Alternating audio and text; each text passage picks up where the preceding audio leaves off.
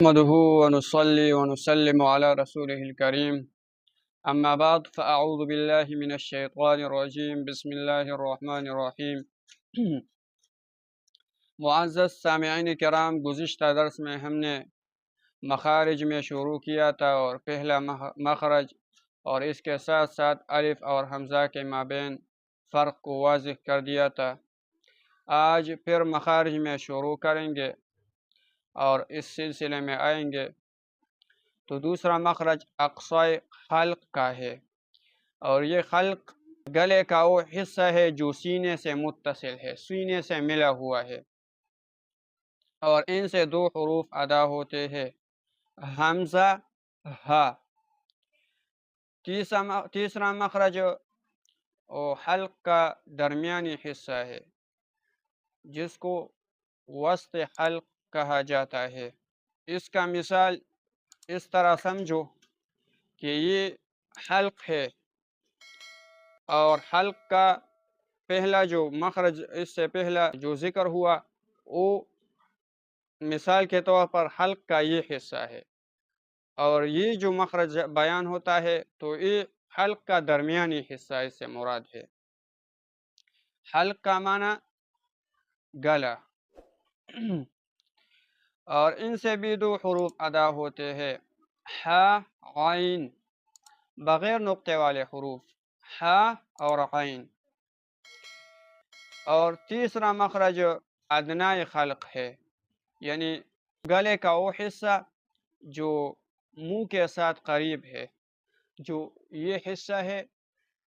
مثال میں جو میں نے فٹ کیا تھا تو یہاں اوپر والا حصہ جو ہے یہ گلے کا حصہ، اس کو ادنائے خلق کہا جاتا ہے، اور اس سے بھی دو حروف ادا ہوتے ہیں، غین اور خا، نقطے والے حروف۔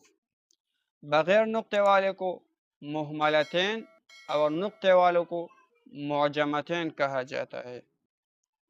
ان حلق سے یہ کل 6 حروف ادا ہوتے ہیں، اور ان حروف کو حروف حلقی کہا جاتا ہے۔ پانچواں مخرج اقصائے لسان کا ہے، یعنی جہاں سے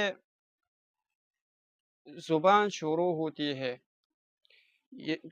مثال کے طور پر یہ زبان ہے، اور زبان کا یہ پہلا جو جہاں سے زبان نکلا ہے وہی جو حصہ ہے زبان کا جڑ، اور یہ اقصائے لسان جو جب یہ اوپر تالو کی طرف مل جائے یا اس کے ساتھ ٹکرا جائے تو ان سے قاف ادا ہوتا ہے۔